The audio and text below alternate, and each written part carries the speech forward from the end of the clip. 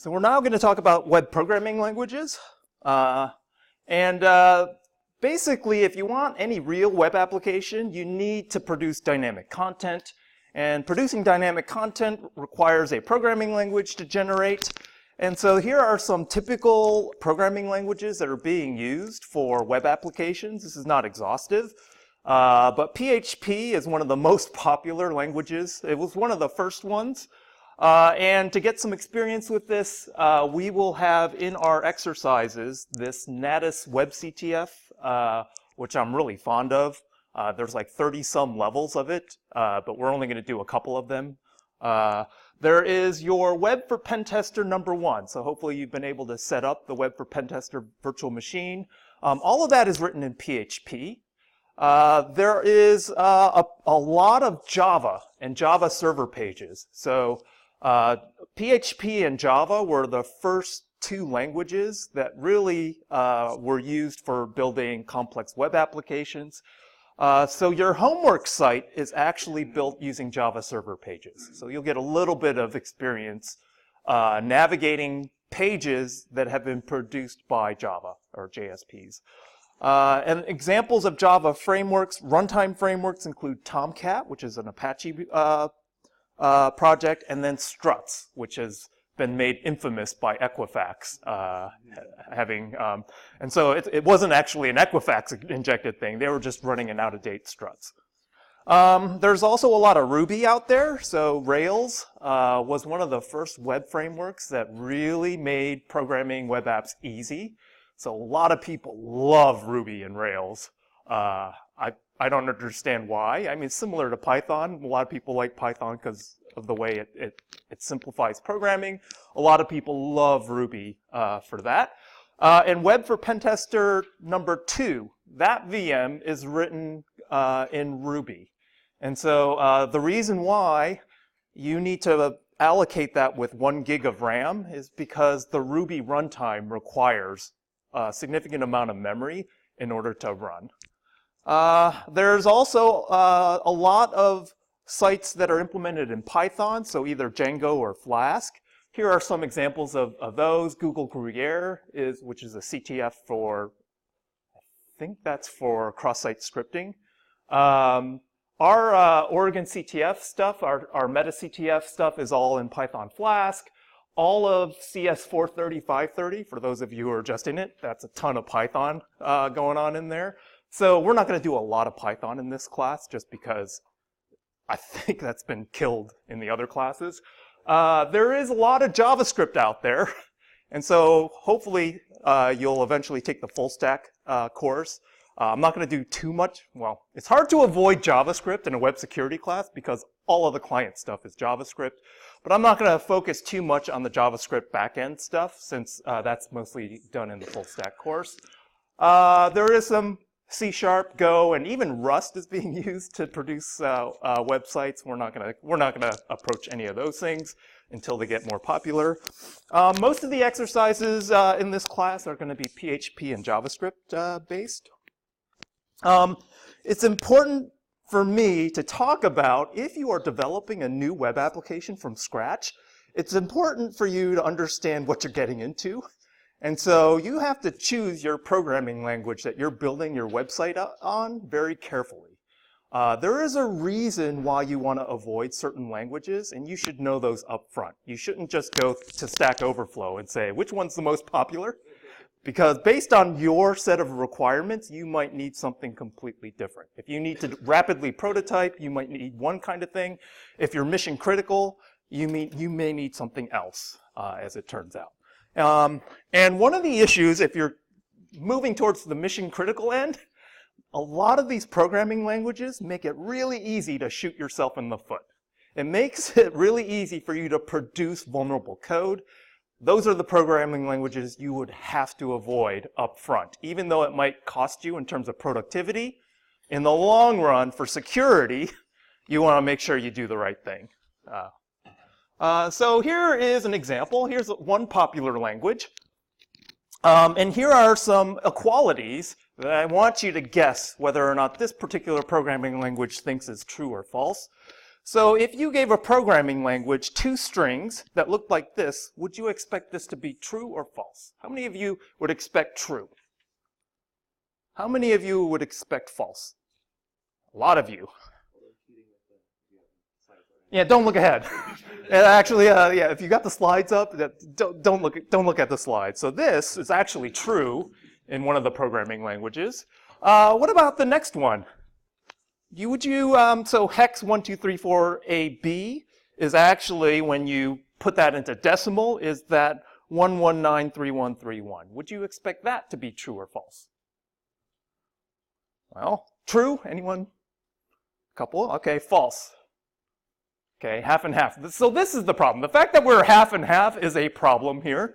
What's hilarious is that this particular language, it's true before 2015, it's false after 2015. So now you have to figure out, oh God, what year is it? What year was this language last, or was the runtime that I'm using last updated in, to figure out whether or not that's true or false.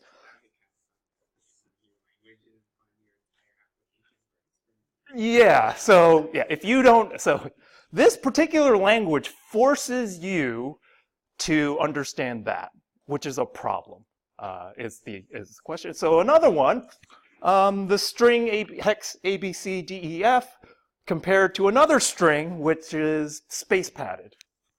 So I'm not going to go through it. Like, it's basically also false after 2015, but it was true before 2015. Here's another one. This is really pernicious. The MD5 hash of this decimal versus the MD hash of some other random string. How many of you think this should be true? How many of you think this should always be false? Well, I guess I should cast. How many of you believe that a programming language believes that this is true?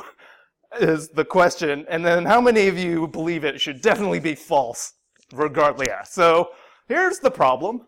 That is true in a programming language. And you can click on this link. I promise you this is not a phishing site or a malware delivery site, but this is a site. Can anyone guess the language who hasn't seen the slides that I'm talking about? No. This is PHP, which is 70% of, I think because of WordPress and Drupal, this is like 70% of sites that are out there. So this is PHP. PHP stands for Perl Hypertext Preprocessor. This is a server-side scripting language designed for web development, and it was the first. And you'll find the first language out there is typically the one that people are using a ton of. And this was really the first language out there, especially on Linux, to do dynamic web applications. And this is why it's so popular. And it was developed quickly with the beginner in mind. And so as a result, in order to accommodate beginners and to make the beginning programming really nice, it's laden with security issues. And it has a multitude of versions to address those security problems. And we'll talk a little bit about those. And so you have to be very careful if you're developing a new project. There's a whole bunch of old PHP out there, which is why it's important for all of you to learn PHP. But when you are selecting a language for a new project, you should definitely look at some of these security issues revolving around PHP. So why avoid PHP? Well, first of all, in order to sort of help the programming experience for beginners, it's designed to always keep running. So if you are familiar with, you all are familiar with the lower division, with typed programming languages, that when you compile it says syntax error or type error, or if it's Python and you have a type problem, it actually crashes your program. PHP didn't want any of that. PHP had a different approach, and this is encoded very nicely in this quote. I should cite this. I have to figure out who said this. So when faced with either doing something nonsensical or aborting with an error, it will always do something nonsensical. PHP will never want to crash. It would rather give you something completely unexpected than crash your program, which is not really what you want. Well, not what I want. Maybe it's what you want, but it's not what I want. It basically attempts to, at runtime, correct perceived programming errors for you. Okay? And the big one is type mismatches. If I have two pieces of data, their types don't match, and I do a comparison, like the previous slide, it'll be like, oh, you wrote this, but I think you meant something else. I'm going to try and do what I think you meant, is the underlying problem here. And it does this with type conversion and type coercion. And JavaScript has a little bit of this as well, which we'll get to in a bit. And so in order to configure the coercion, there is this special file in PHP called php.ini that allows you to configure the behaviors of the runtime PHP environment. So this is a problem because now if you're trying to debug whether your stuff is safe or not, well, safe in what kind of configuration? You know, can someone update the php.ini to make my currently secure site completely insecure? And as it turns out, the answer is yes, which is not really what you want, right? Well, again, what I want. Sorry, it's not what I want. And so this is a great article that's, and it's prevalent in PHP. So I've only given you the tip of the iceberg with all of the design decisions in PHP. This is the sort of the, I guess this is many pages long. You can read about the other choices in this language that make it difficult to produce safe code. Okay, so there are some other, there's a LOL PHP Reddit that's extremely popular that goes through some more of the issues with PHP. Okay, so I'm going to briefly talk about type coercion and why this is not something that you really want to have done.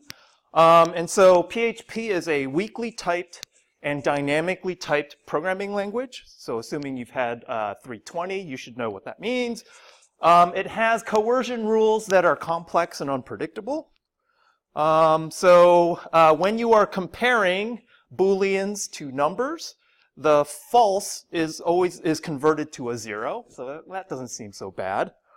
The coercion of strings to numbers and numbers to strings, however, this is done by a heuristic. And if you are using PHP, you must know the heuristic that's being used to do the conversion. So in this case, 123 is equal to string 123 foo.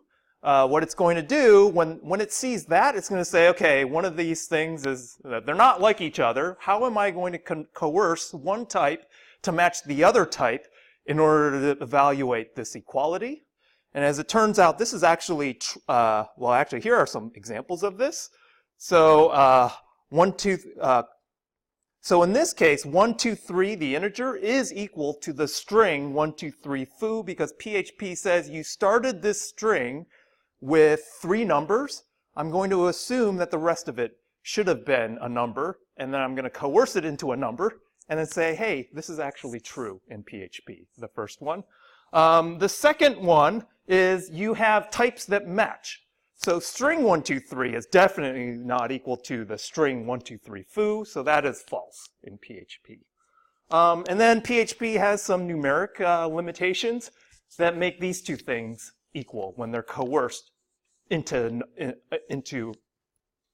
think these are no, I might have a typo there, but this is equal in PHP.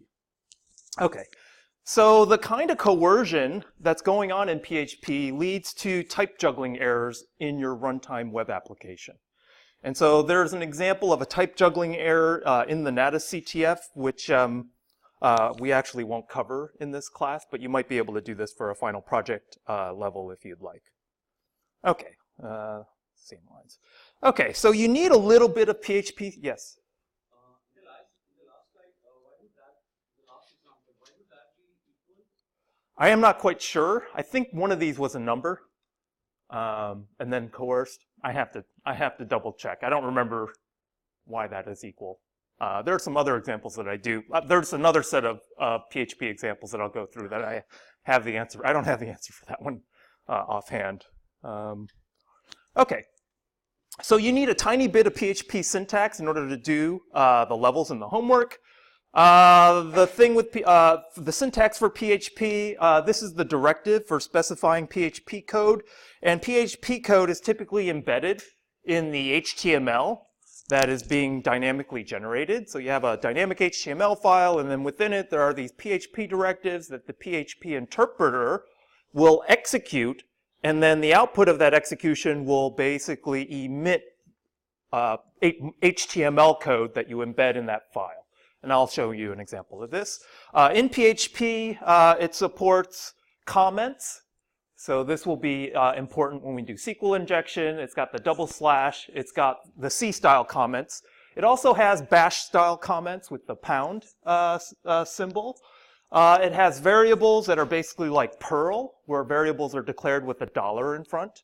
And then it has functions, similar to most programming languages. And again, the only difference is that the variables are preceded by a $. The other thing that it has is string concatenation. String concatenation in PHP is done with the dot operator. So this is a string appended with the target, appended with the new exclamation point new line, so that when you do hello of $variable, this prints out hello world as part of the output. So this is what it looks like. I have the outer static HTML, and then within it, I want to produce dynamic content. This is my PHP code that you saw earlier, and I say I want to emit an H1, so a strong header, hello world, /H1. When you run PHP over this, it'll produce that dynamic HTML, and then this is what you get in your browser. Okay? So just basic PHP.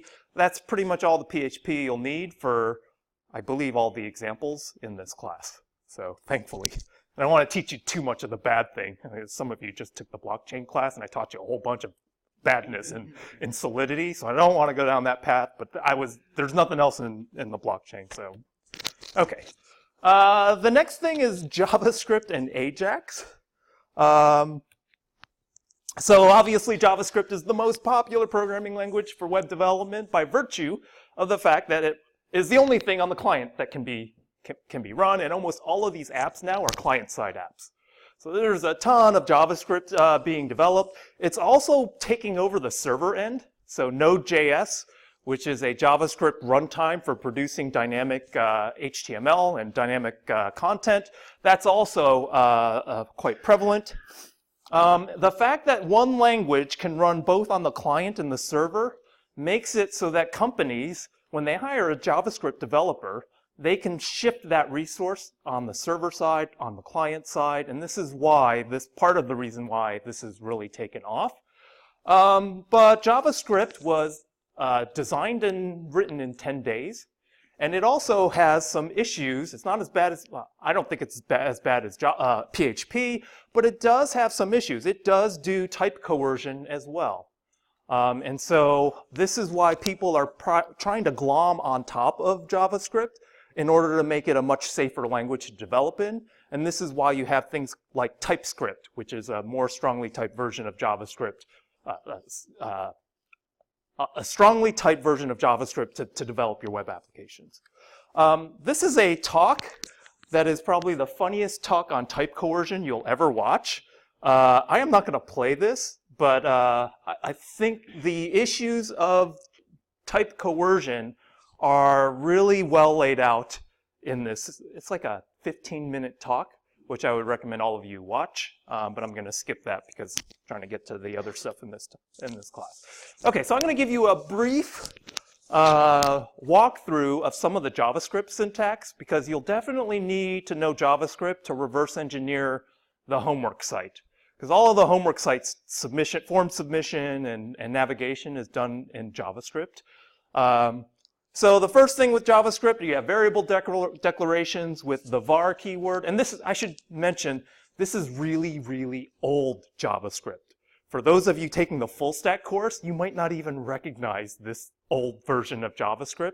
So JavaScript morphed into ECMAScript, and there's a lot of other parts of ECMAScript that are meant to fix the bad stuff of the initial JavaScript. This is old JavaScript, so that's what I'm going to teach you, old JavaScript. I wanted to say that up front because then you'll go into Katarina's class and be like, no, I learned this kind of JavaScript from Professor Fang, and you should defer to her. She knows JavaScript and ECMAScript, not me. I'm just going to teach you enough to debug the homework site.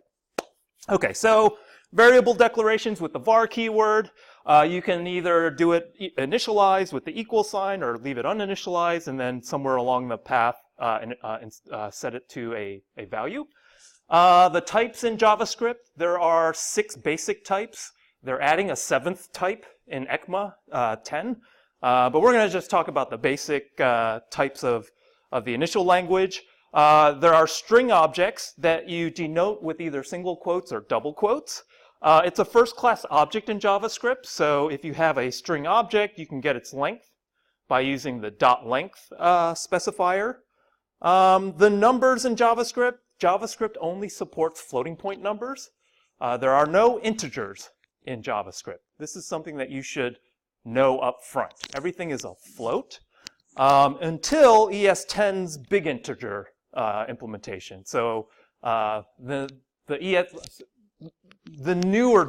newest JavaScript will have native integers. Big ints are arbitrary precision integers. They don't overflow.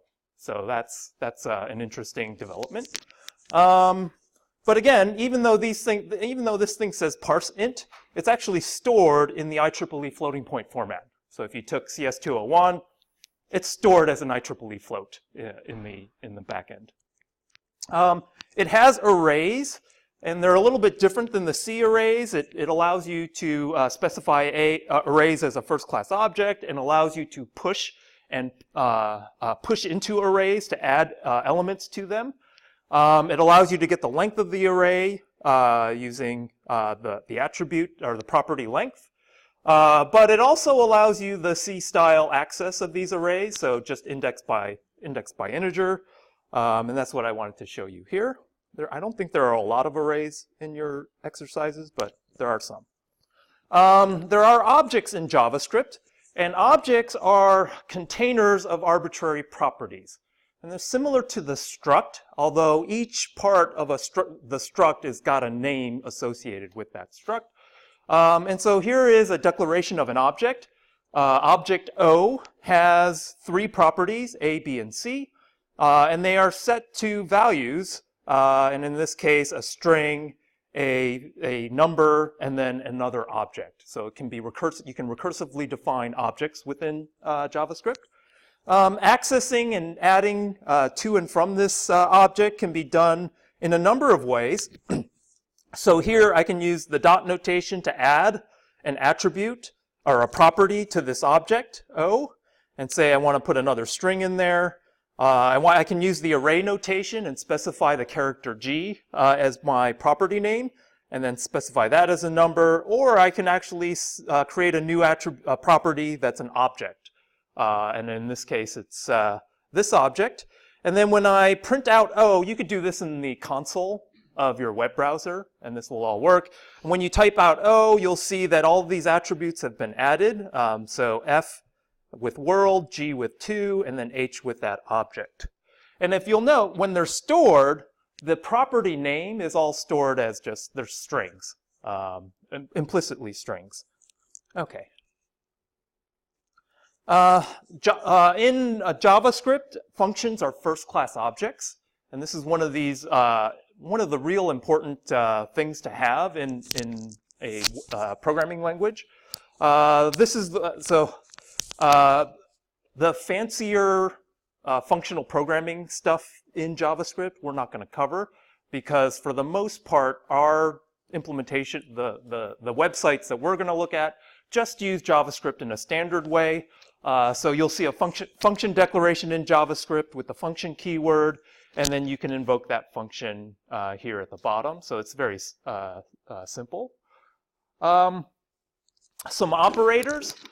These are also similar to C, but again, as with PHP, whenever you have comparisons between objects of different types, JavaScript will coerce. It won't throw the error. And so in this case, you have to know the rules. And rather than, I don't really want you to know the rules for PHP, but you definitely need to know the rules for JavaScript. So 1, 2, 3 is equal to 1, 2, 3. This is actually true, because just like PHP, JavaScript will do the coercion of the string. The null string and the integer 0 in JavaScript, this is also true. So a null string converts to the number 0. The null string with the string of 0, these two things are both strings. So that is false. Okay. And then the null string compared to false, so the rule in JavaScript, and this is in that talk I mentioned earlier, he doesn't explain it, but this is what's going on, is that the null string first gets converted to a 0, and then the 0 gets converted into a false. So this is actually true in JavaScript. So those are the heuristics in JavaScript that you'll eventually come across. And then for null is equal to undefined, and I actually don't know I think this is true. This is also true, but I don't know the reason for it. Okay. Okay, so this kind of coercion requires a different operator for you to specify an equality check that doesn't do coercion. And that's what JavaScript's triple equals is for. So the previous instructor for full stack, he would penalize students anytime he saw a double equals in their code. Like he would just mark down, 10 points off. You used the double equal instead of the triple equals. You should always use the triple equals, which is unfortunate that the double equals is effectively deprecated in the language, because that's a lot of characters. That's a lot of, wasted bits in your program to have this ASCII character appended. So when you use the triple equals, then when you do this equality check, 1, 2, 3 is being equal to string 1, 2, 3, this is going to be false. And then the string 1, 2, 3 checked against the string 1, 2, 3, that's going to be true. When you do the null string to the integer 0, that's going to be false. And then this will also be false. So you should always, if you're programming an app, you should always use the triple equals in JavaScript. Okay. The control flow, this is basically similar to C. There's only one difference that I want to highlight, and that's this thing right here. So in C, you don't have an iterable loop where you can say for every value in a particular object, do this particular code. This is actually much more efficient to implement in the underlying runtime because you know exactly how many iterations to do of this loop. So it's good for branch prediction, but other than that, everything else is basically C-like. So that's all of the JavaScript that I think you need for this class. Are there questions before I continue to JSON? Yeah. Is there any particular reason for using this older version? The site that I'm using for your homework was written about, actually, I don't know when the last update was about 2016 or 2015. Yeah. And yeah, I could move to the new version, but I think I only need you to debug the requests that the JavaScript sends and nothing else. So all of the fancy web framework stuff that the new JavaScript language supports, not necessary. But obviously, if you're trying to debug something in the new web framework, you would need to know the new JavaScript as well as learn the framework. There's not enough time here to really to do that. I mean, so there's a CTF called the OWASP Juice Shop that uses a real modern JavaScript Node.js environment, uses the latest ECMA to build itself. I don't have that as an assignment, but if you really want to get an up-to-date JavaScript hacking sort of security CTF, web security CTF, I would recommend the Juice Shop. And I can post a link to that if you'd like. So JSON is the next thing I want to talk about. So what is this? JSON stands for the JavaScript Object Notation, and it was originally used to serialize JavaScript objects into strings that you could store in the file system, store out into the file system, and then instantiate from the file system after you stored them. Okay? So this is very similar to Python pickling. Or in Java, Java has a serialized class. So the whole idea of these things is to take your structured object in your programming language, produce a string that you can store into the file system, that's a flat string, and then to be able to deserialize or unpickle that object and then bring it into your programming language as it was before you pickled it. Okay, so as it turns out, this JSON notation has turned into the de facto way we exchange information over the web. So this is why I'm teaching it, because almost everything that you're going to see, well, besides your homework CTF, which is doing other stuff, but a lot of the form submissions and the data that you get back from web APIs, this is all going to be in JSON. Okay, so this is designed to enable stateful real-time communication between the web client and the web server. It's got this minimal text-based syntax that's really easy to parse and generate. And this is prevalent in many web APIs and website form submissions. You'll see that most form submissions will either use the JSON submission format or this www URL encoded format. One of those two will be used. Programmatically, you can specify which format you want your form submission to be in a programming language. So either in JavaScript, Python, or other. Okay. JSON and so JSON is typically used to modify elements of your page directly. And this is done using a mechanism called AJAX, which stands for Asynchronous JavaScript and XML. It started out that AJAX was delivering you XML snippets in the background. So you would load up a page, and your page has got a JavaScript script running on it. Your JavaScript on your page would dynamically in the background poll the website for any updates and immediately update the DOM element on your page without you having to refresh the page. So that's basically what AJAX is meant for. It started out as getting, URL request followed by XML response, which is what the X is in AJAX. But almost all of the time now, it's basically AJOJ, where you're sending back JSON and then updating the DOM element. So that's what we'll be looking at. But first, the syntax. JSON objects are basically unordered containers of key-value pairs, where the keys are strings and the values are other JSON values, so it's got this recursive definition. It's wrapped in the curly braces, the object itself, and then it is the key-value pairs are separated by commas, and then a colon separates the key and the value itself. So this is a string format. And then what you will do is often you'll take that string format and you'll parse it into the native programming language object. So a Python dictionary, a native JavaScript object, which is different than the JSON string. So this is what you're going to do with this JSON. Okay. JSON supports these kinds of values. Strings, which is a sequence of 0 or more Unicode characters wrapped in double quotes. They must be wrapped in double quotes. Numbers, integer, real, and scientific. No octal or hex. No not a number or infinity. You have to use null instead in this data format. It's got booleans, true and false. It's got the null object, so you explicitly say null as a null value, and it also supports objects and arrays in JSON. In terms of encoding numbers, it's basically the encoding format allows you a plus or minus.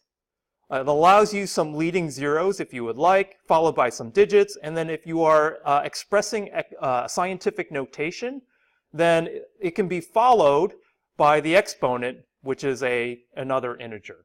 So this is the data format. The string notation is similar to strings that you're familiar with escape characters encoded. So the backslash is your escape character for any special characters. So if you want to encode a colon, or you want to encode any of these other reserved characters, you can use the backslash.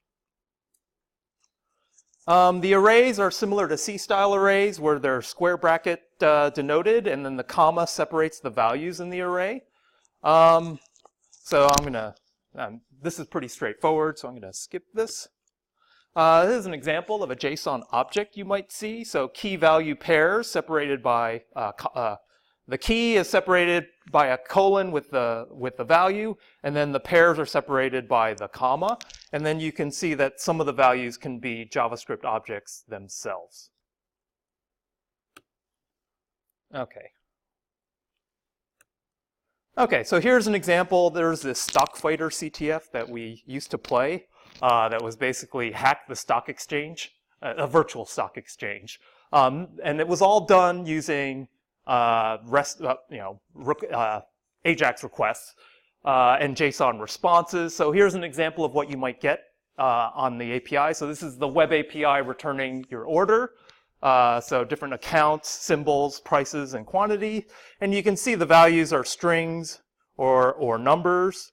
Here's another example. If you want to build a Twitter bot, you would go to their API reference, and in their API reference, you'll see something that looks like this, where, hey, you hit my endpoint, my API endpoint, and I'm going to deliver you a JSON object, and that JSON object is going to have a particular structure, and then you would write your Twitter bot to parse this structure for whatever it is that is returned. So in this case, I hit the get me a list of all of my direct messages API endpoint. There's some authentication that's going to go on here as well. And then it emits all of my new messages in a structured format, and then my program would parse this and then be able to display whatever it needs to display on the back end. So this is quite common. So the important thing for you to note is that JSON and JavaScript objects are two different things. Don't confuse the two of them. Even though they look the same, they are different. Some syntactic ones are the double quotes for strings. JavaScript objects, you can use either. It is meant to carry all data. It should all be text in your JSON object, whereas JavaScript objects can have arbitrary things in them, including functions. And then there are no circular references, meaning variable references in JSON. You can't have a handle to a name earlier in the object and then later on have a reference back to that name, whereas you could in JavaScript objects. So these are some differences. Okay, so in JavaScript, if you hit an API endpoint and you get some JSON back, you will eventually want to turn that JSON into a native JavaScript object. And vice versa. If you have a native JavaScript object and you want to send it as a JSON over to the server, configured in a particular way, you would use these two functions. So within the JavaScript runtime, there is this JSON stringify function and a JSON parse function. So JSON stringify will take a JavaScript object and turn it into a JSON string. The JSON parse will take a JSON string and give you a JavaScript object back. Okay. So here's an example, and this is also done in the web console of your browser. I specify that object from the previous example. And then if I want to create the JSON version of that object, I simply call JSON stringify of O, and then you can see the JSON object that's returned, key value pairs using the double quotes for the strings is returned. And then if I want to take that JSON string and pull back and get my object back, I'll call JSON parse of that string, and then you'll see I get the object back in the back.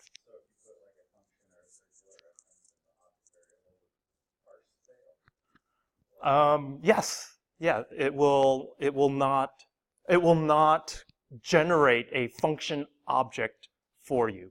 That is why you want to use parse and not something else. Yeah.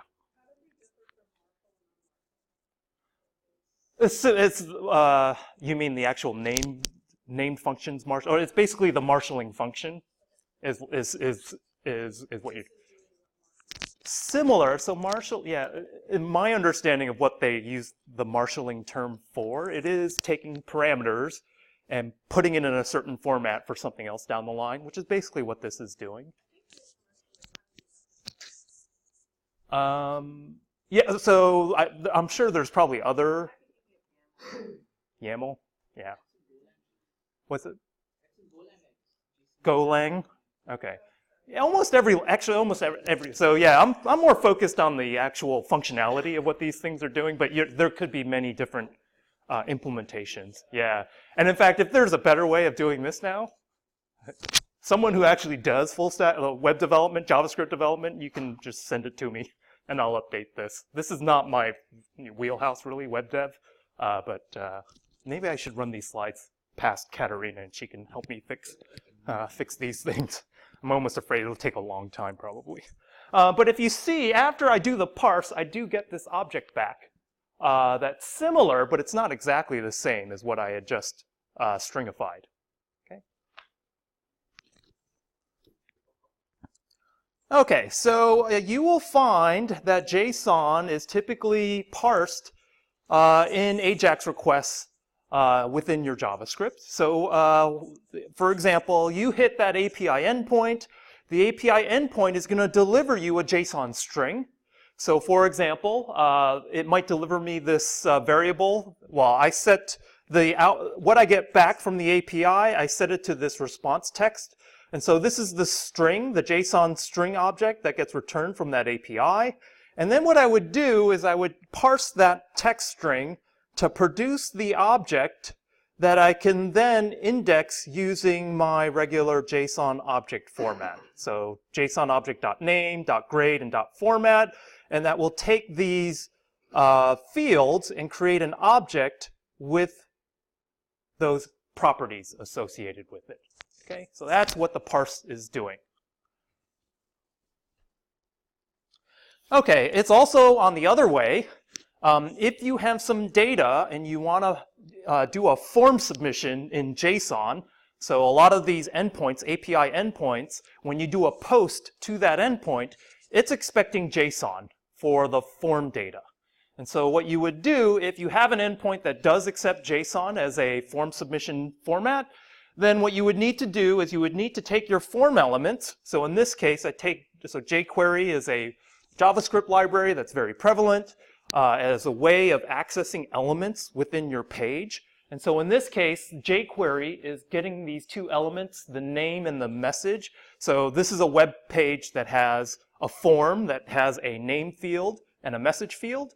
And so if I hit submit on that form, it will programmatically invoke the JavaScript code, which is shown here.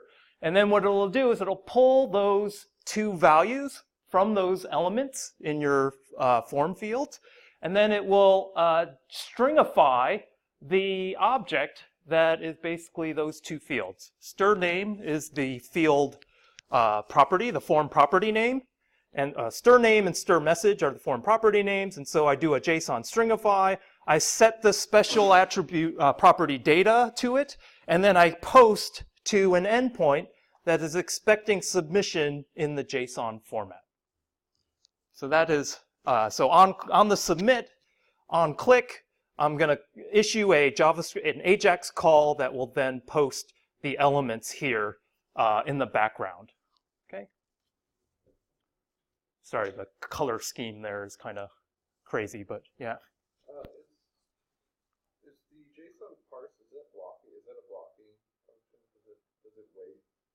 Or if you send something with stringify to the API, then you're going to wait for a response? This is not blocking. The AJAX call is not blocking, Right. but I think stringify, that's pretty quick.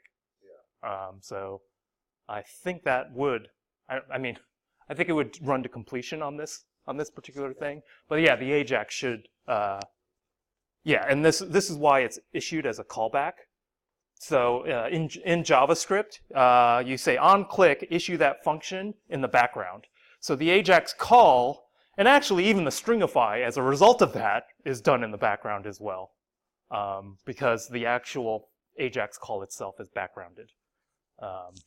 And I think there's, yeah, I don't want to get into the JavaScript engine, but that's basically, I think, what it's doing. Because the JavaScript engine is single-threaded, and so all you're doing is putting a bunch of events on its event queue and then executing it. And this would just put the event in the event queue, and then it would just process it in the background asynchronously, which is the magic of JavaScript, which is why everyone is using JavaScript, because that's basically what you need to run. Okay, so JSON is using JavaScript syntax to specify objects in a serialized manner. You can either write a parser for JSON, which is what JSON parse does, to pull out these key value pairs. But JSON is actually a subset of JavaScript object, native JavaScript objects. And so you could also take that response text that I showed you earlier, and you could just say, you know what, I'm going to put it in parentheses, and then evaluate that thing directly, which is what this does. This will give you the exact same result back. So which one do you want to use? Do you want to use the first one or the second one? And it's important to note that JSON is intended only to have text. So that is the intent of JSON, to be text. So why do we always parse if the thing is supposed to just have text?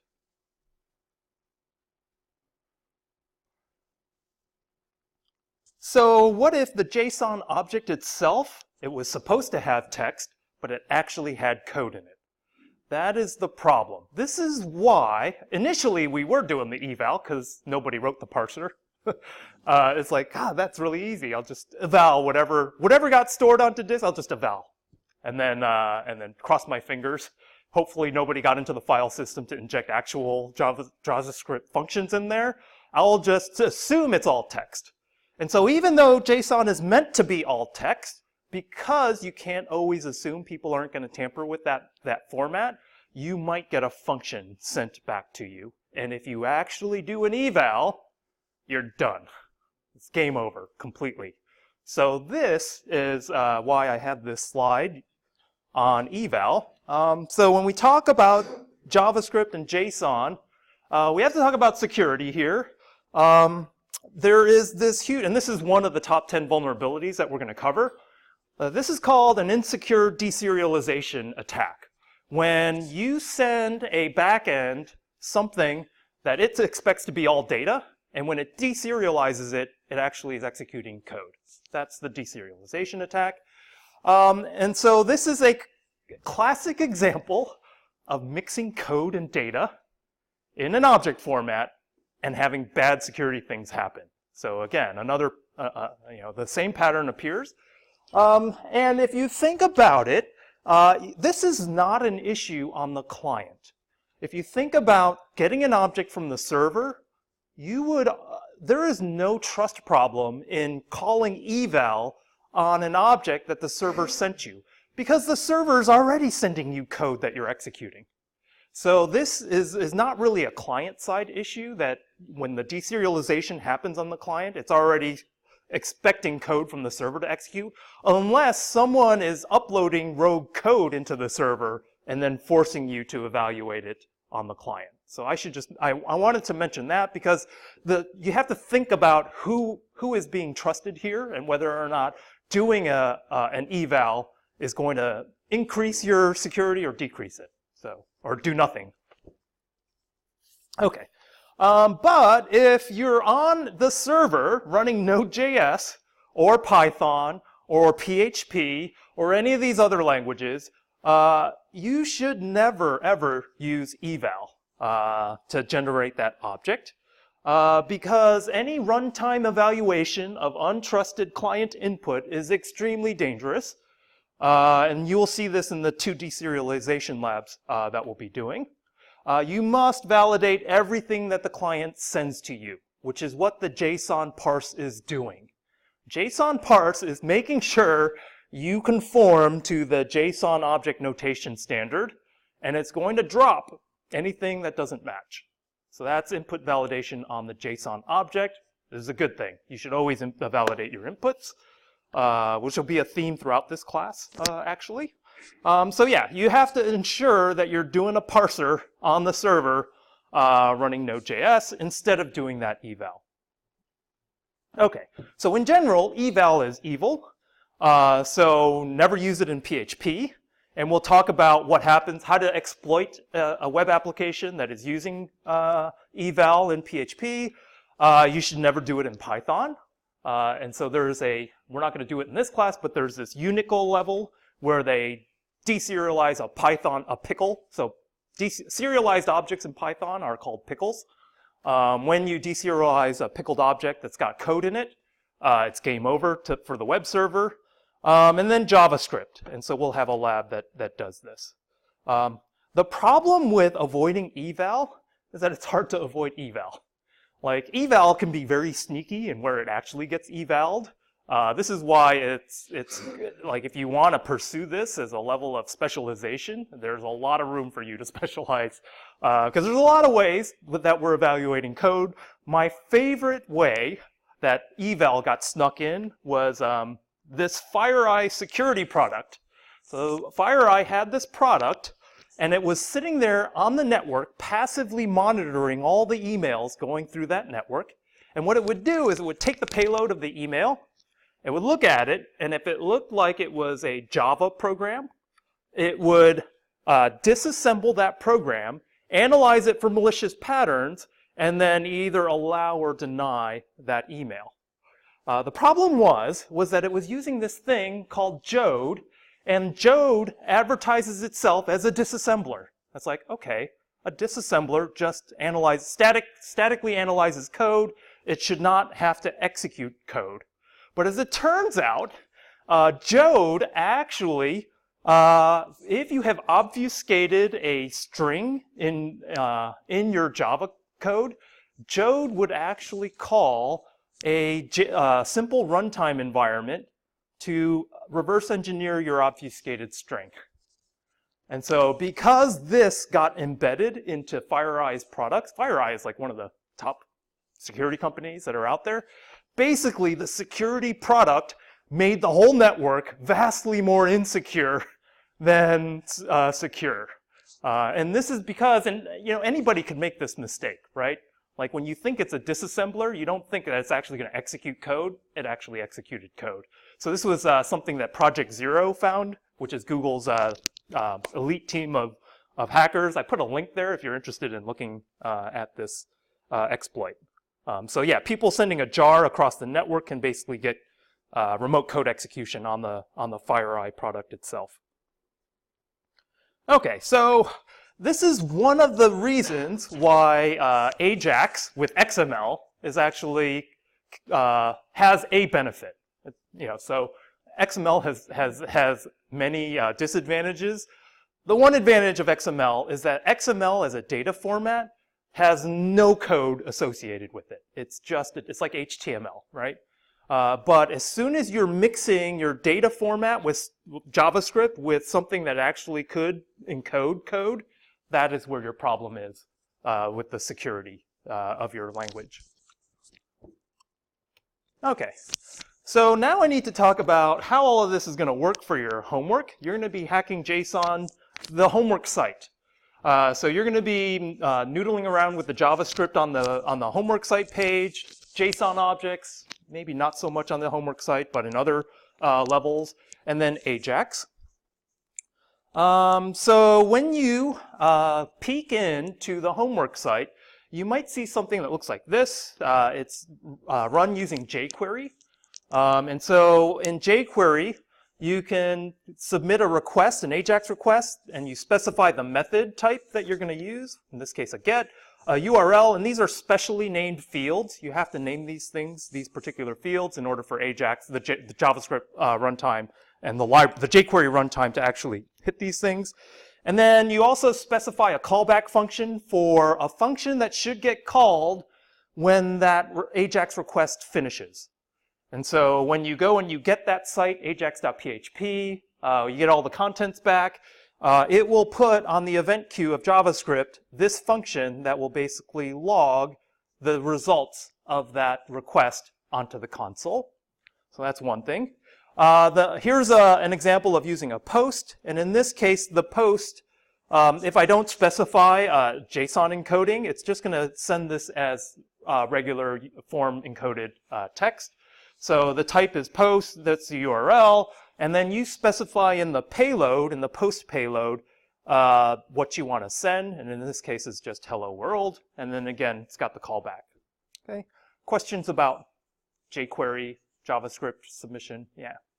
So the data part of that, where, like it says, it's getting that data, but how is it that it knows that variable called data has data in it, I suppose?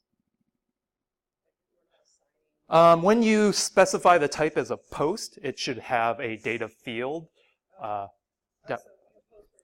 Oh, you mean the function data in that field. That's part of what you get back from Ajax. It'll send you, and this is specified in the jQuery API, that the way I'm going to call the callback is as with a parameter that's got the results of whatever that function. And that's just specified with the Ajax API. You need some way of getting the results of that asynchronous call, the data from the results of that call into the callback function. And every callback is different. Every API and callback is different. Like sometimes you can specify what gets returned, and then your callback has to take those as parameters, well known. So that's just defined by the developer. And in this case, this is defined. What gets sent back as data is defined by the jQuery library.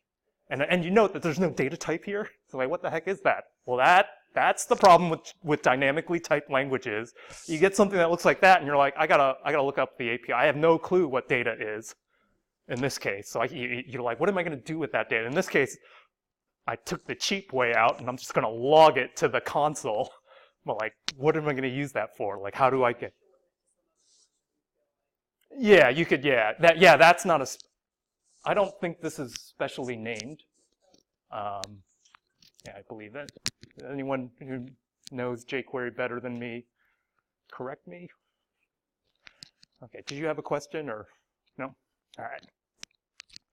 Okay, so I'm going to show you how this works using the homework site, OregonCTF.org. Oh, geez, not that example. Wait. Okay, I'm not going to be able to show you it live, but if you right-click the get this user, so this is actually not live yet. I haven't enabled this.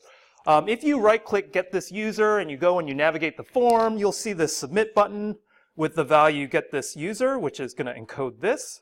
And then you'll see that the way this form submission is handled, if you look at the enclosing form, it's got an action that says, you know what, you're going to have to invoke JavaScript when the person clicks submit. And moreover, the ID of the function that I want you to call in JavaScript is called leform. Okay? So then, somewhere in that page, that leform function has to be defined. And so what you'll go and you'll see that there's right below the form, there's a script tag. And if you expand out the script tag, there's this leform. And if you look at this notation, before you saw a bunch of $jQueries in there. jQuery has a shortcut that if you just do the $ by itself, it'll assume it's jQuery. So that's why, just for conciseness, this is just using the $ notation when it's basically implicitly $jQuery. So here, this is the name of the function that you're going to call, and then on submit to that function, you call this. It's got a counter that it increments. It does some UI stuff.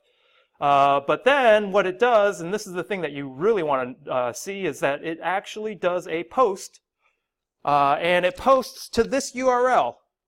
It's a strange looking URL, but that's the URL, the endpoint that it's going to submit this user to. And then you see the data is specified here as a key value pair, and the name of the element, if you saw here, shoot, it's not there, because I didn't expand it. But, trust me, the name in that form field was a username, and then the field itself was the name. And that's what you're doing. I have a better example that I'll actually walk through later. Okay, so one of the things that you'll see is that URL, that's not a fully formed URL. This is a relative path.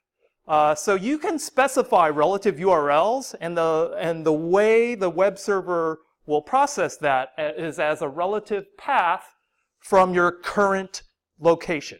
So then where is the current location of this page?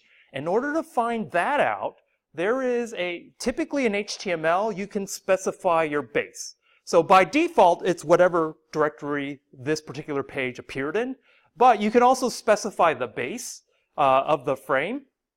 And in this case, further up on the page, you can see that the frame has a source which says lessons / that URI. And so that is where your home directory resides for this.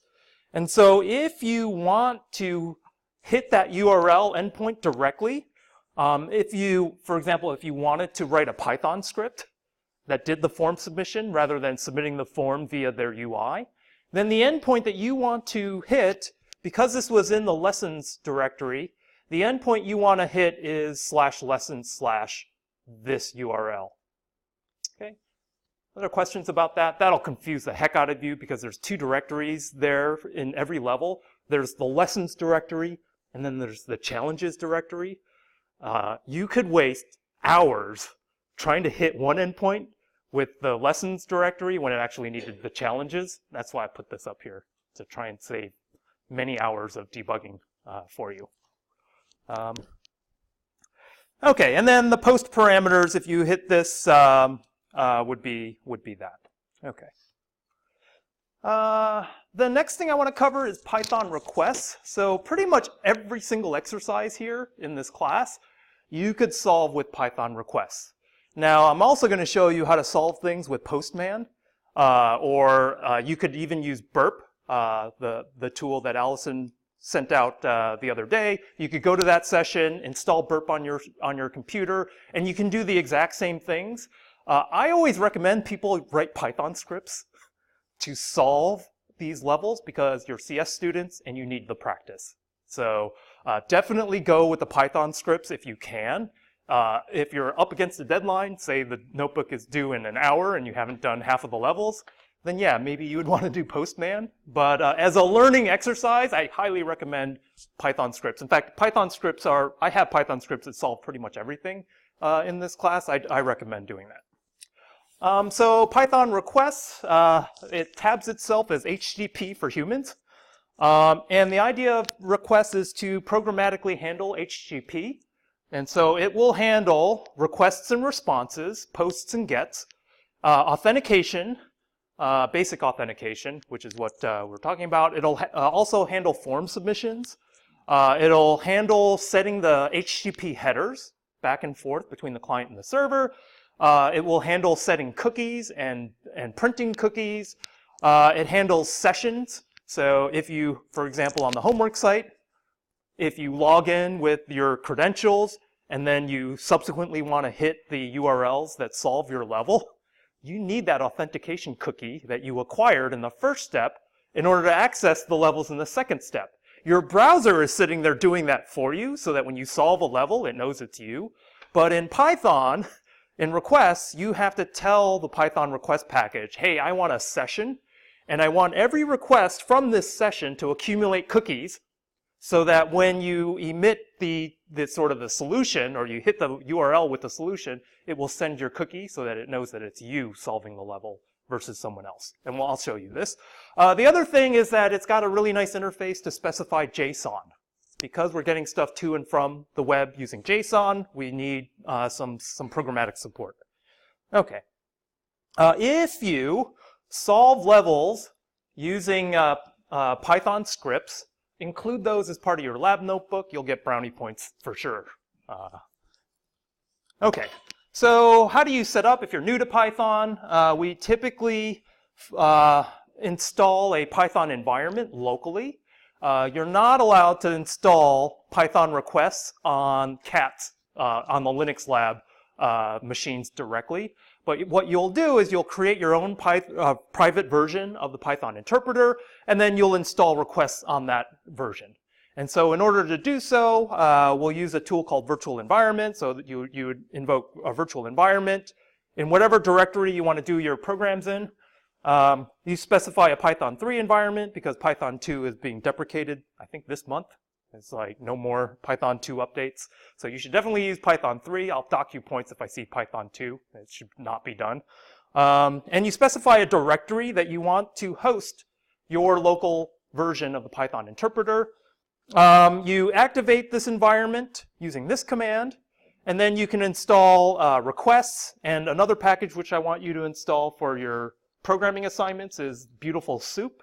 So that's BS4. So you install those two packages, and then you can run your Python scripts that have whatever requests or BS4 calls in it. And then when you want to get out of your environment, you deactivate, or you can just exit your shell. Okay. So here are some hello worlds for Python requests. I want you to look at this code. The first thing in Python is the import statement to say you want to use the package, you want to get the package and put it into your namespace of your script. So import request says, go to the request package, import the namespace requests, and then everything in that package can be accessed via the request's name. And in this case, I'm going to say, I'm going to call that package request, and within that package, there's a get function. I'm going to call request.get of this URL, and then I'll get as a return value, I will get this response object. Now within this response object are a bunch of attributes, a bunch of properties that I can then pull the results of this request out of. Three in particular that I want to talk about is r.text is the actual payload that gets returned. r.status code is the HTTP status code that you got back. So 200 OK, 404 not found, these sorts of things are in the status code. r.headers, those are all the response headers that the server returned to me as part of the request. So I'll bring that up here. I'm in a directory called foo. I've already done the pip install.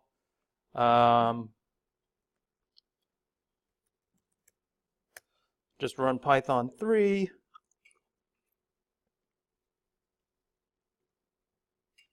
Copy and paste this code.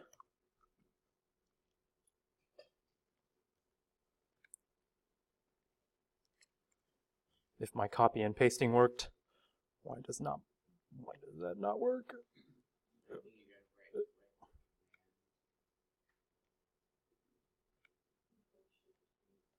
All right.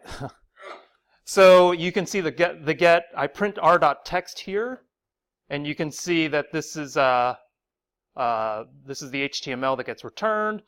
The status code is 200, and then the headers are down here as a. It returns it to me as a JSON, or not a dictionary. Sorry. Okay.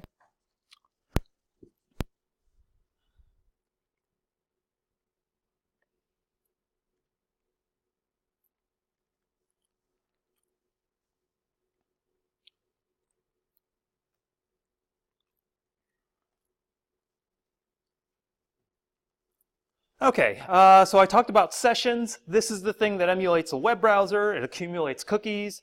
You have to instantiate a session explicitly and then use that session to make your requests. It also remembers header and authentication settings for your requests. All of the subsequent examples I'm going to show you are going to use sessions rather than just raw requests. In Python requests, forms are handled via this argument named data, similar to what you just saw in JavaScript. And what you supply in data is a dictionary, a Python dictionary. And this is an associative array of key value pairs that denote your form field keys and values. Okay? There are two possible methods for doing the form submission. We talked about the get and the post. Those are both supported. So here in the homework site, if you look at the login field, so you right-click the submit button on your login and you go here and you expand out the form, you'll see up at the top, you'll see the name login, which is basically the username. So this field, and so this is better in developer tools where if I highlight the thing, it highlights the form element. But if you hover over here, if you click this, it will highlight this field. And this field is called login. And if you hover over this and you click on it, it will highlight this field. And so the username field is named login. The password field is named PWD. And then for the submit, both of those two fields are sent as a post command, to the login action in the form. So then this is actually, because the action doesn't say JavaScript, this is actually submitting to the server using the login URI. Okay? So in order for me to programmatically log in using Python, this is what I would do. So at the bottom, I create a session. So request.session is the way I create a new session. I specify the login URL, which is the URL of this page. Now this page is got a URI of login.jsp, but when you fill this form out and you submit it, the URI that gets submitted to is login. Do not get those two things mixed up. Because if you try and post a login to login.jsp, you'll get an error. You'll get some crazy not found here, some crazy error in the UI. If you get that crazy error in the UI, think about this, what I'm just showing you right now. Okay, so in this case, the form submission goes to the login path. And so this is why the login URL is specified as this site/login. And then as the payload, the form submission, I'm going to create a dictionary. And the dictionary has the login name, followed by the username, which is Pomelandia, which is that default account that I gave you. And then PWD is CS495, 595, the default credential. And then I can do a session.post of the login URL with the data as the login payload. So this is the form submission payload. Okay? And then when I get the response, I should get the logged in page response as a result from this request. Okay? So I'm going to walk through a demo, and this demo is the direct object reference lesson, which I've opened up. I'm going to show you exactly how all this stuff works. So the first thing I'm going to do is I'm going to go to this lesson. I am going to inspect the refresh your profile. I'm going to see that it has an action, the LE form action. I'm going to go to the LE form action and see the URI of the post request, of the post endpoint, and then I can see that this username is being sent as guest. So anytime it's hard coded, right? So in this particular thing, whenever I click that button, because this thing is hard coded, it will always give me the guest profile. But what happens if I want the admin profile? Well, if you believe that all these users are only ever going to click that button, you would be wrong. So the idea of this level is to change that to admin programmatically. I'm going to show you how you could actually do this using other tools, but I want to show you it in Python requests as an end-to-end way of showing you how all this stuff fits together. Okay, so we're going to write a program to solve this lesson, and this is the program. So you import requests, you import your login payload, you create a session. In this case, I call it session. I log in with that payload. So session.post, so this is from before. Then I set the URL to the endpoint that shows up in that form. So if you see this, this is FDB94. That came from this thing right here, FDB94122. And then instead of the username being guest, I specify in the data a dictionary that specifies the username is admin, and then I print the response. Okay? So if I take this and I copy and paste it in my Oh, what did I do? There it is.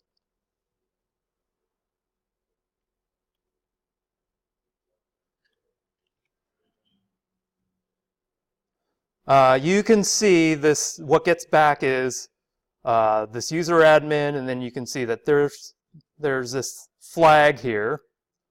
Let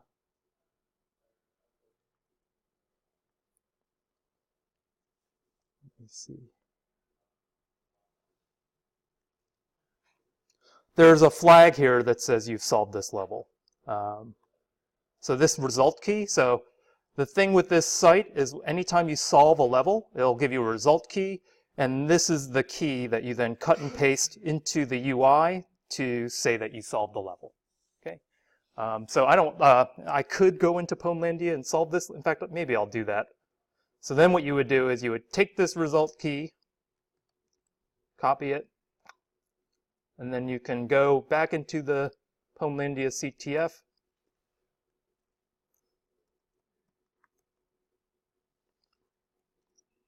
Go into lessons, no.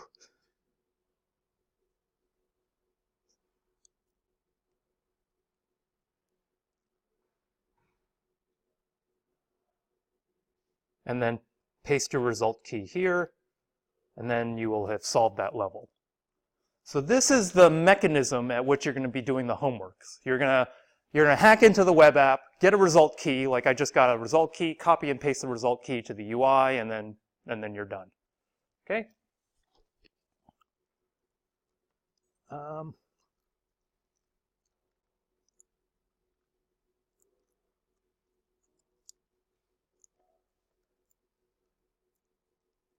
Other questions before I continue? Yeah. Curious, when the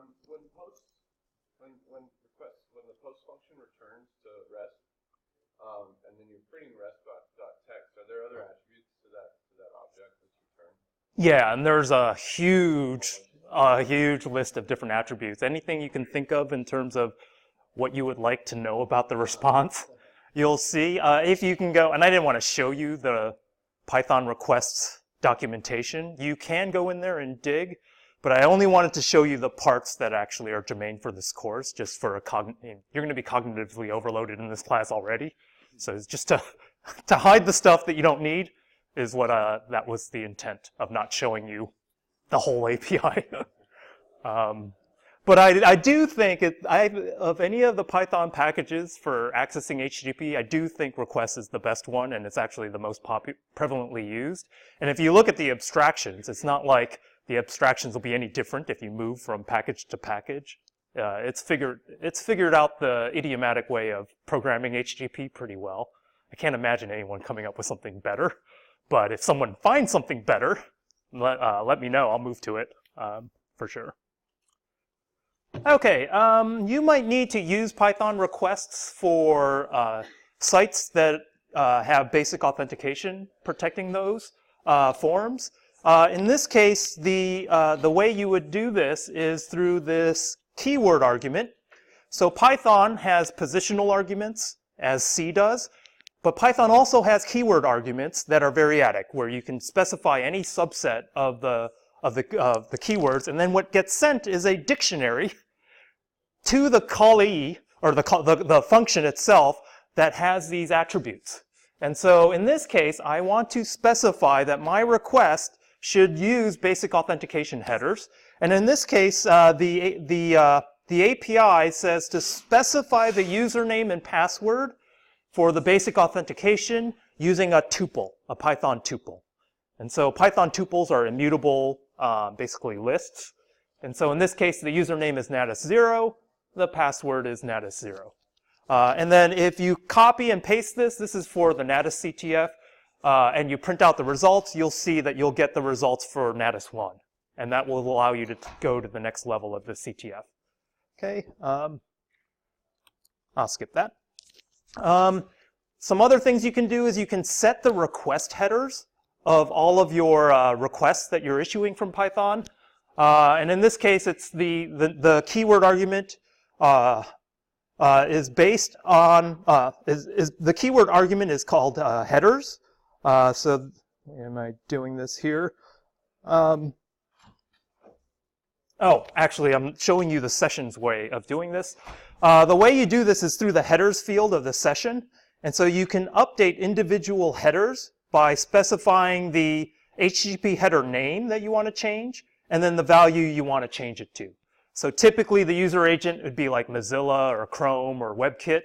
In this case, I'm specifying the user agent to be Python requests. And I think that's all I wanted to show you here. Oh, they can also be, one of the levels requires you to modify the HTTP referrer header. And so another way of attaching headers is through this headers keyword in the GET or the POST request. And in this case, you specify the headers as a dictionary of key value pairs, and this will turn the referrer HTTP request header into a programmatic URL that you want to specify. Okay. Another important one is setting your cookies. So a named parameter in Python requests is, that's called cookies is what you would do, and then you would set it to a dictionary that contains the key value pairs for your cookie. So in this case, there's a level in Natus that if you send it a cookie that has logged in set to 1, it will give you admin access and return all of return the credentials for the next level. And so if I want to hit this URL and solve this level, I will basically go to the URL, attach the authentication password. For all of these things were protected by basic auth in Natus, and then attach this cookie that says I'm logged in even though I'm not. Okay. Another thing you can do is read all of the cookies that you get back, or all the cookies in your cookie jar. So you have a session, and you're visiting a whole bunch of sites. Every one of those sites is likely setting some cookies in your session. And so if you want to view all the cookies that you have, there's this cookie jar object in Python requests that stores the individual cookies. And so what this program does, it creates a session. It prints the session cookies. It gets a Facebook URL, prints the cookies. It gets a Google URL, and then prints the cookies. And then the print cookies function goes through every cookie in the cookie jar and just prints what's there. And so to give you an idea of what gets returned, I'm going to copy and paste this thing.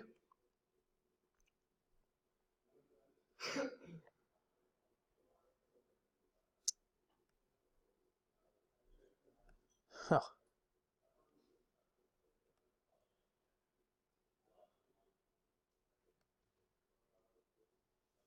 And you can see when I do these, so the first time I print the cookies, after I do the Facebook one, you'll see that the first time I print the cookies in the cookie jar, I have a facebook.com, 2 entries from facebook.com, and then after I get the Google one, I have the 2 entries from facebook.com, and then I have 2 entries from Google. So that allows you to pull all your cookies programmatically from a web request in Python.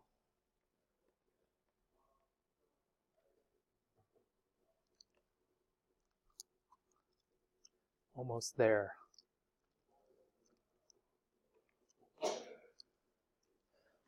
Okay, we talked about URL encoding in the last class.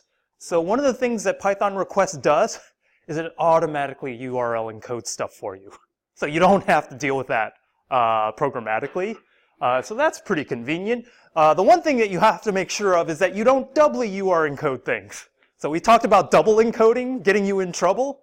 That'll cause your requests to break. If you are URL encoding something and Python request is also doing it, you'll see that you'll get some errors. Okay, so when you do this, you do a request.get of this URI and you print the URL that comes back, you can see exactly what gets returned from Python requests. You see it automatically URL encodes that URL with the %20s.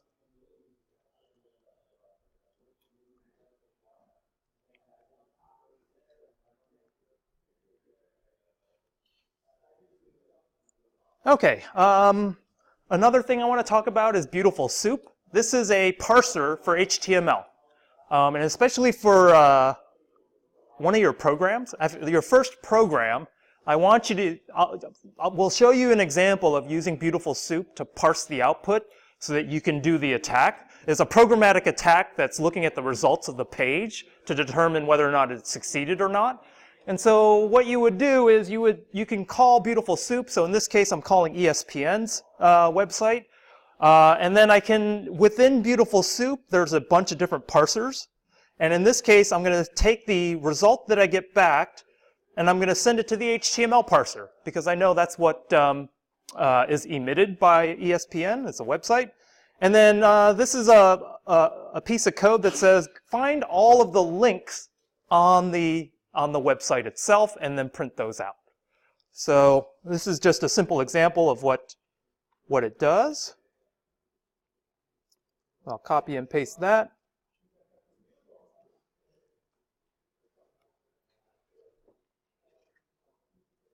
And then you can see these are all the URLs that it has on its home page, which is, wow, there's a lot. All right, well, I'm not going to go through all of those. Wow, there's a lot more on there.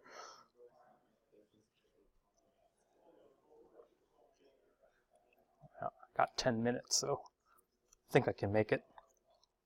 Okay, the last thing I want to talk about is JSON using Python.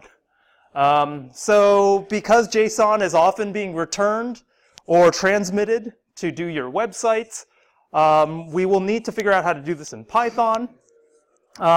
In Python, there are these, there is a JSON package called, so you do an import JSON. It's part of the standard Python libraries, so you don't have to pip install it. You can just import it directly. And so what happens is with this library, you can do a JSON load, and that will take a string and load it into an object. And in this case, it'll be a Python dictionary that it gets loaded into. The other thing you can do is a JSON dump, and that will take your dictionary object and put it in, and serialize it into a string. So those are the two operations that you want in Python. So here's an example of some code. I'm going to import the JSON package. I'm going to define this string. This is a JSON string. And then I'm going to load it. I'm going to load this string and create a dictionary Y. And when I do a Y of age, it'll take this string, it'll parse it so that it creates a key value pair of age and 30, so that when I access that dictionary, I get 30 back.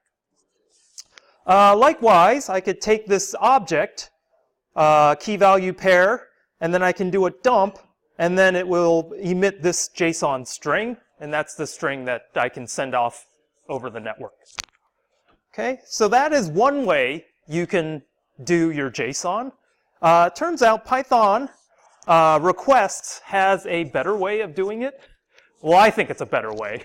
It's the way that I would use, but you can use that the previous slide if you'd like. They're equivalent.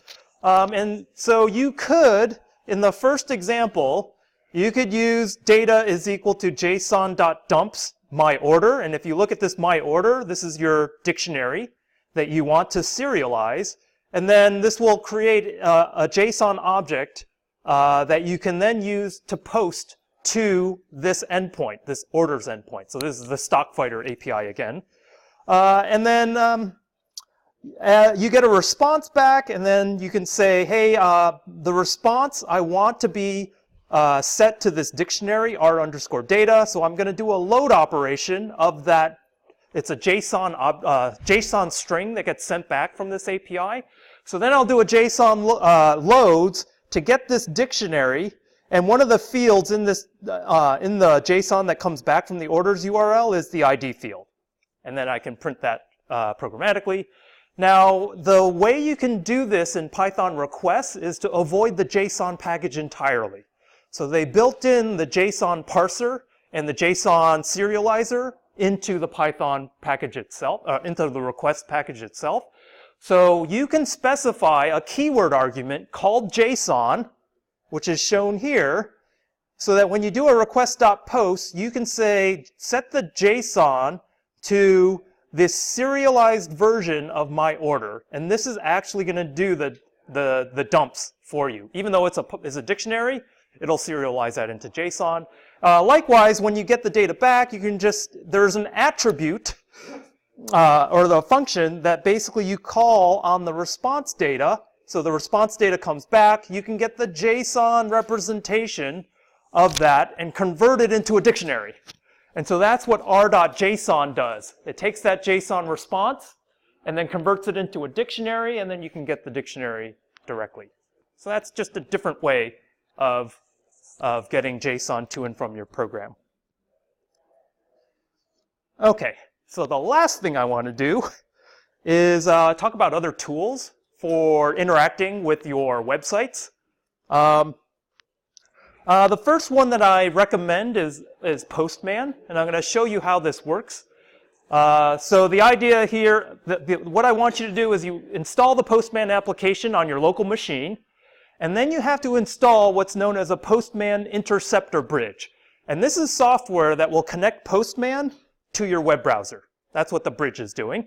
And then within your Chrome, I don't know if this works on Firefox, but within Chrome, you install the interceptor extension, and the extension will use the bridge to send requests to the Postman application so that you can then edit the requests in the application and resend it.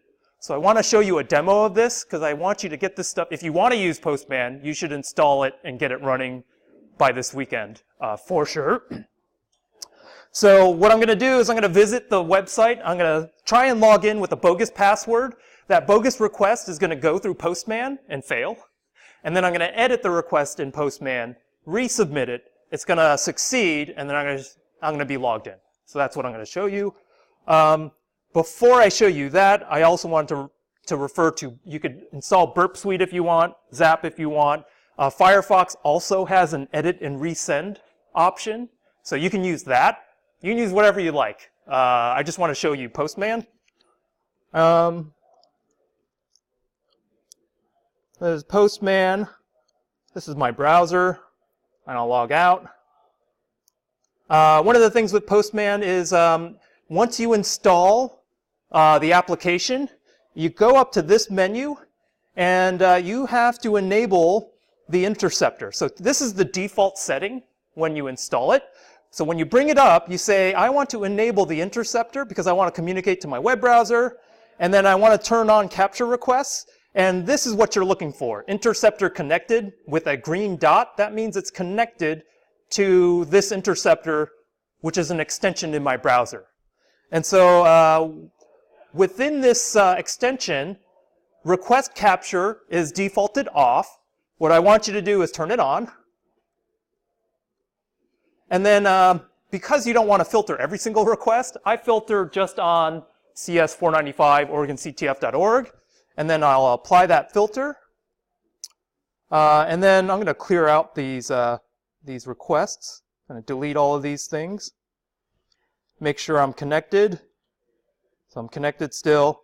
And then I'm going to log in. And I'm going to log in with Pwnlandia. And I'll type foo as the password. And then what's going to happen is on this site, you'll see the post to the login URI. And if I click on that, and I look at the body of what is sent, you see Pwnlandia and foo. And so what you would do is if you want to edit and resend that to CS495, 595, you can send that thing.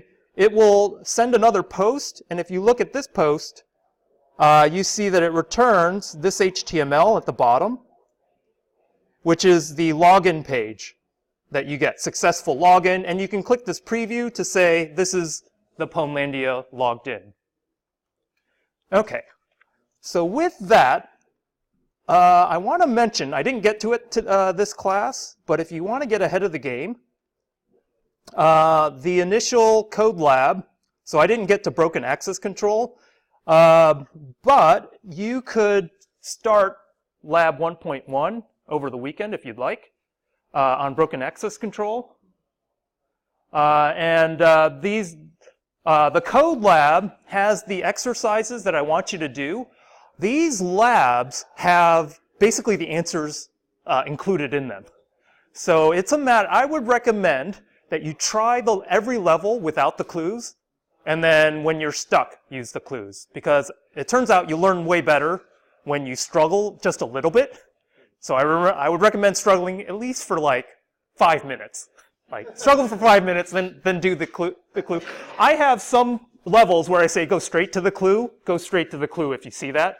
But yeah, struggle for like 5 minutes and you'll be good. All right, and I'll end class there.